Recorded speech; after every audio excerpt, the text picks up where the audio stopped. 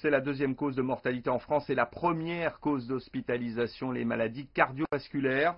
En réduisant les comportements sédentaires, on diminuerait pourtant ce risque, notamment chez les 35-64 ans. C'est dans ce sens qu'une convention vient d'être signée aujourd'hui à Nice, convention qui réunit partenaires sportifs et milieu médical. On voit tout cela avec Hélène France et Yannick Fournigaud.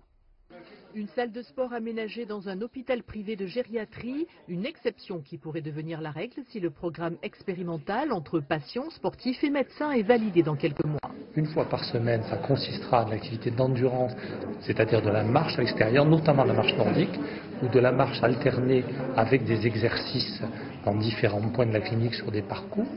Et la deuxième séance de la semaine sera une séance plus de training en salle. Une troisième séance d'activité au choix du patient complétera le programme. Plaisir et persévérance sont les clés santé des malades chroniques. La bonne nouvelle, c'est qu'il y a certaines études qui montrent que même si on se remet tard à l'activité physique, on a arrêté pendant un bon moment, on en retrouve assez vite les bénéfices. La mauvaise, c'est que dès qu'on s'arrête, on en repère les bénéfices et donc c'est quelque chose qui doit s'inscrire dans le quotidien. Et l'activité physique, ce n'est pas que le sport peut en être, mais c'est ses modes de déplacement, son mode de vie tout simplement et ses loisirs. Une étude scientifique à grande échelle débutera en septembre. 60 malades volontaires restent à recruter.